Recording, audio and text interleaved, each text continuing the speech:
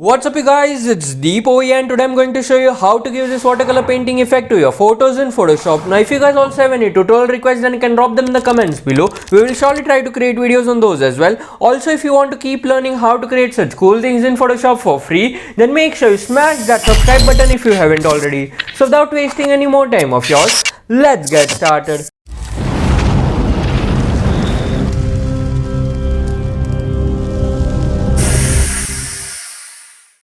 So let's first start by creating a new document. So for that go to file and then select the option as new. After that you can set the width and height accordingly, or else you can set it as follows: width as 3840 pixels, height as 2160 pixels, and then set the resolution as 300 pixels per inch and then click on create. Now the next thing we will be creating is a canvas paper background. So for that click on create new fill or adjustment layer icon and then select the option as solid color. After that set the color as white and then click on OK. Now let's give the canvas paper texture to this layer. So for that go to filter and then select the option as filter gallery. After that there will be one pop-up. Now over there you need to select the option as rasterize. After that expand the texture folder and then select the filter as texturizer. Now you need to set the texture as canvas. Set scaling to 200%, relief to 4, light direction as top, and then make sure you untick this invert option. Now let me just show you the before and after of this texturizer filter. So for that clicking on the icon. So this was the before and now this is the after. After that click on OK. So now as you can see that texturizer filter is looking smaller in this document. So for that press Ctrl or Command on Mac plus T in order to bring up the transform tool. After that you can scale up this image as follows. So once the scaling looks proper, after that you can click on the stick icon in order to place it. Now let me just make this image fit into the document. So now as you can see now our canvas paper background is looking proper. Now after that let's bring in our model image. So for that go to file and then select the option as place embedded. After that you can select any model image of your choice. Download link for the image I am choosing is in the description below and then select the option as place. Now the next thing we need to do is place the face of the model at the center of this document. So for that let me just do that. I will also scale up the image a little bit as well. So now as you can see now the face of the model has been placed at the center of this document. After that you can click on the stick icon in order to place it. Now the next thing we need to do is fill up the empty space of the image, but it is totally your choice if you want to do it. Since we are only painting the face of the model, it is not compulsory to fill up the entire image, but let me just do that. So for that select rectangular marquee tool and then using rectangular marquee tool make the selection of the empty spaces as follow. Make sure you cover some portion of the image in the selection. After that press shift and then get the selection of the right side as follows. By pressing shift it allows you to add a selection to the current selection. So now as you can see we have got the selection of the empty area of the image. After that you need to right click on the image layer and then select the option as rasterize layer. And then you need to right click inside of the selection and then select the option as fill. And then set the contents as content aware and then click on OK. So now as you can see now that empty area has been filled, but as you can see it is not a proper one and it does not even matter since we won't require it. After that you can press Ctrl or Command on Mac plus D in order to deselect the selection. Now again we need to convert this image into a smart object so that later on we can edit it non-destructively. So for that right click on the image layer and then select the option as convert to smart object. Now let's start with the painting effect. So for that go to filter and then select the option as filter gallery. After that you can expand the artistic folder and then select the option as dry brush. And then set the size of the brush as 2, brush detail as 8 and then set the texture as 1. Now let me just show you the before and after of this filter. So for that clicking on the icon. So this was the before and now this is the after. After that you can click on OK. And then we again need to go to filter and then select the option as filter gallery.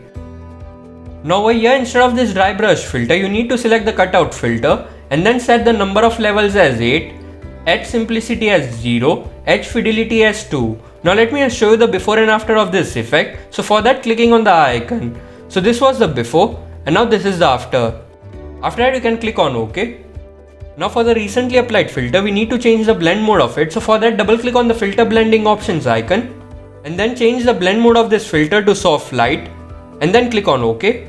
Now let me just show you the overall effect of this second filter. So for that clicking on the icon. So this was the before and now this is the after. Now the next thing we will be doing is adding some blur to this image. So for that go to filter and then blur and then select the option as smart blur. After that set the radius as 5, threshold as 100, set the quality as high and mode as normal and then click on OK. Now we need to change the blend mode of this filter as well. So for that double click on the filter blending options icon and then set the blend mode of this filter to screen and then reduce its opacity to around 50% and then you can click on OK. Now let me just show you the before and after of this smart blur filter. So for that, clicking on the icon of that filter. So this was the before and now this is the after. Now the next thing we will be doing is highlight some of the edges of the model. So for that, go to filter and then stylize and then select the option as find edges. Now for this filter we need to hide the white portion of it. So for that we need to set the blend mode of it to multiply. So for that, double click on the filter blending options icon and then set the blend mode of the filter to multiply and then click on OK. Now let me just show you the before and after of this effect. So this was the before and now this is the after. So now as you can see, now this image is somewhat looking like a painting. Now let's give it a watercolor effect. So for that, click on add layer mask icon and then we need to invert this layer mask. So for that, press Ctrl or Command on Mac plus I in order to invert it. So now as you can see, now that mask has been filled with that of black color and the image has become invisible. After that, you need to select brush tool and then click on toggle brush panel icon and then select any watercolor brush from it. Download link for the watercolor brushes I am choosing is in the description below. After that, you need to set the opacity of the brush to around 100% and then set the flow to 50% and then set the foreground color to white and then click on OK. After that, using the brush tool, you need to click on the document where the face of the model was. You can increase and decrease the size of the brush using the square bracket keys of your keyboard. So as you can see, as you dab on the document, it brings back the image in the form of a watercolor. So like this way, you need to fill the entire face of the model using the different watercolor brushes. Also, you can rotate the brush using the dial over here. So as you can see, as you rotate the dial, it rotates the brush as well. So now let me just fill the entire face of the model using different types of brushes over here.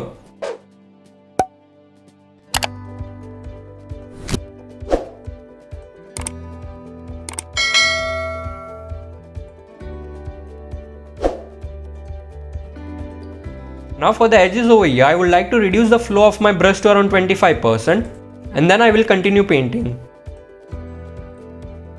Now again, if you want to hide some parts of the image, then all you need to do is set the foreground color to black and then click on OK. And then using the brush tool, you again need to click on the document where you want to hide it.